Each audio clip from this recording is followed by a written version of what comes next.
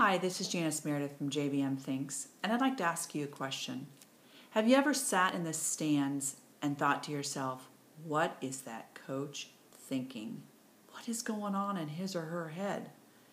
I know that I have many, many times, and I think that you probably have too, or you will at some point. And so I'd like to give you 4 ideas that might help you seek to understand the coach a little bit better.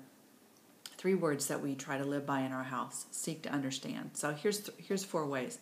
First of all, please remember that coach spends hours and hours of practice with those kids.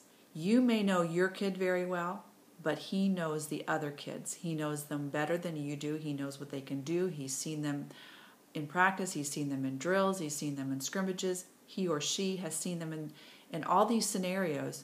And you haven't. So you've got to let him be the coach and understand that he or she knows those kids better than you. And unless you sit through practice for hours and hours and hours, you're not going to see the same things that the coach sees. When my husband coached freshman football, there was a mom whose son was homeschooled, so she would bring him over after practice or after school, and because she lived so far away, she didn't want to go home, so she would sit and watch practice. And she did this every single day. And when she would hear parents complaining about playing time or whatever, she would say to them, you need to sit and watch practice.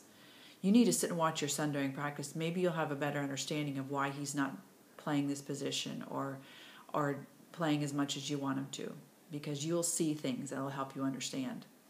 So just keep that in mind. The coach is with them for hours and knows them better than you do.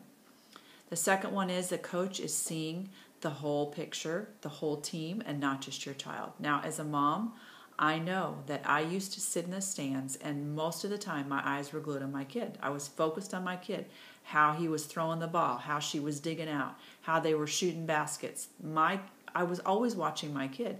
But your coach is not doing that. Your child's coach is not doing that. He or she is watching the whole team.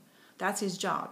So he's not just honing in on your kid. You're very sensitive to every little thing, but the coach is watching it as a whole picture, as a whole team.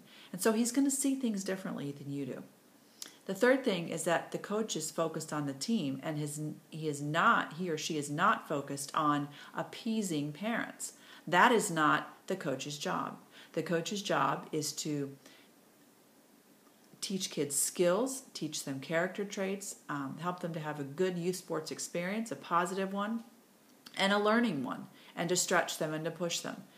His job is not to appease you and make every parent happy, because quite honestly, that's something that he just can't do.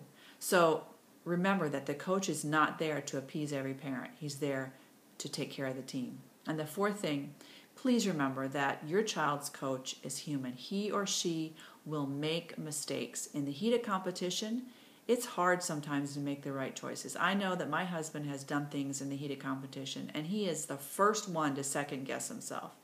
So you remember that, and when you're watching a game and you're just like, what is the coach thinking? Remember, that's the heat of competition, and if you were to be in his shoes or her shoes and do the job that they're doing, you would most likely make some questionable choices as well. So heat of competition, mistakes will happen. Give them some grace. So hopefully as you go into this next week and you ask yourself, what is my coach or my child's coach thinking? What are they doing? Remember these 4 things, and hopefully it'll help you see things a little bit better. Have a great week.